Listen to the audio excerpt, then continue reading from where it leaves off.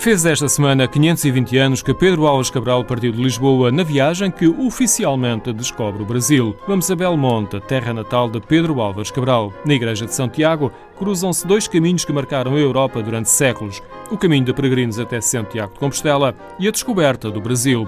Santiago é padroeiro da freguesia de Belmonte e está representado numa pequena estátua de granito na fachada da igreja, em frente de uma escadaria que não é nada simpática para os peregrinos que chegam ao final de um dia de caminhada. A igreja terá sido construída em 1240 e funcionou ao culto até 1940. A partir desta altura, passou a ser um espaço museológico a par do Panteão dos Cabrais. O conjunto está classificado como Monumento Nacional.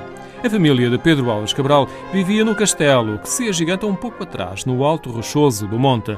Em 1443, construíram mesmo ao lado uma capela com uma pequena passagem para a igreja. Aquela parte pintada de branco, havia tipo uma varandinha. Então a família Cabral, como era nobre, era importante, habitava o castelo, não se misturava com o povo e então ficava na capela privada a assistir à missa através de uma varandinha que existia aqui. Manuela Silva, guia do museu, refere ainda a posterior transformação em panteão da família. Era a capela privada da família Cabral, do século XV, aquela parte privada onde a família Cabral ficava a assistir à missa, que se dizia aqui na Igreja de Santiago, e depois mais tarde passou a ser o Panteão dos Cabrais, que tem vários túmulos. Foram sepultados lá os pais, os avós maternos, os tios, e depois vamos encontrar um túmulo que contém resíduos mortuários de Pedro Álvares Cabral, que vieram de Santarém da Igreja da Graça. É perante o túmulo de Pedro Álvares Cabral que alguns visitantes brasileiros se emocionam. Claro, têm que vir ver o túmulo do descobridor do Brasil. Essa é a reação deles? Eles ficam muito felizes. Sim, depois vêm aqui à igreja e muitos sabem, outros nem sabem. Não é? Quando vão primeiro ao castelo, são informados que tem aqui o Panteão dos Cabrais e que aquilo está sepultado.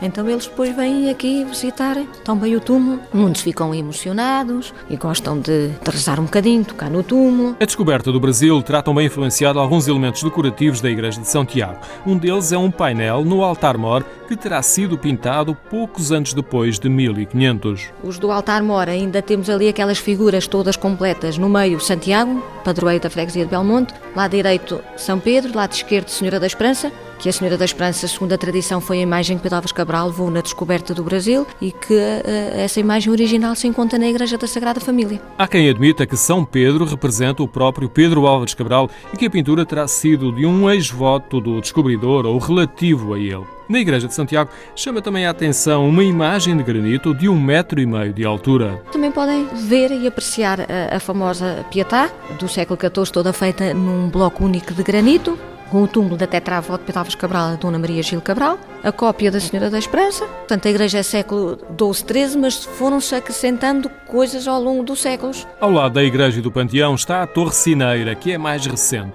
Devido a um incêndio no castelo, os Cabrais construíram no século XVIII um novo solar na zona urbana. Ficou conhecido como o Solar dos Cabrais e hoje é onde funciona a biblioteca e o arquivo municipal. No logrador do solar foi construído o Museu dos Descobrimentos, onde é narrada em detalhe a descoberta do Brasil. Na rua principal encontra ainda uma estátua de Pedro Álvares Cabral. Foi inaugurada em 1963 pelo presidente brasileiro Juscelino Kubitschek. Assente numa base de pedra, onde está escrito o seu nome, Pedro Álvares Cabral segura um astrolábio, uma espada e uma cruz.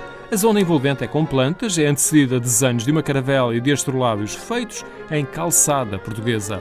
O olhar do navegador estende-se pelo horizonte do Planalto Beirão.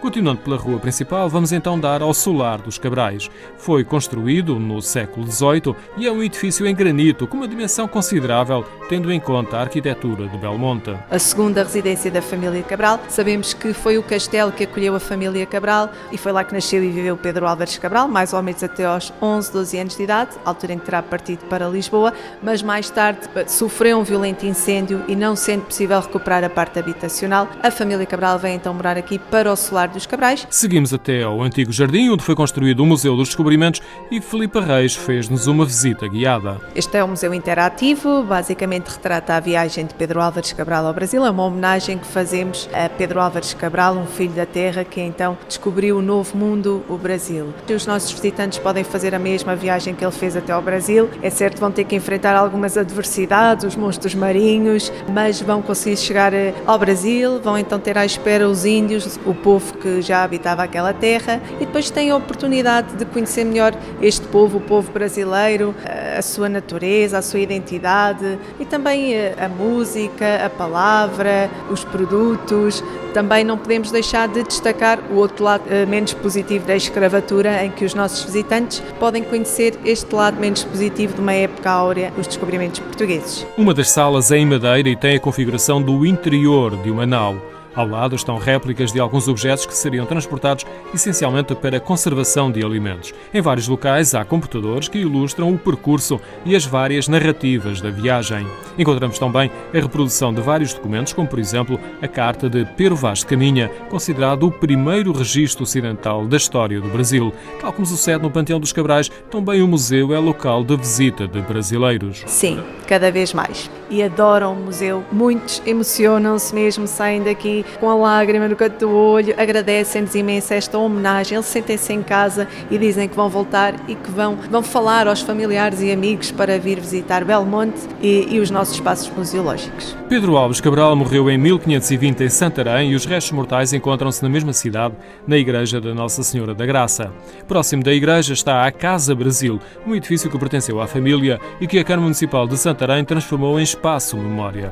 No mesmo largo está uma estátua de Pedro Álvares Cabral, onde sobressai uma cruz que ergue numa mão.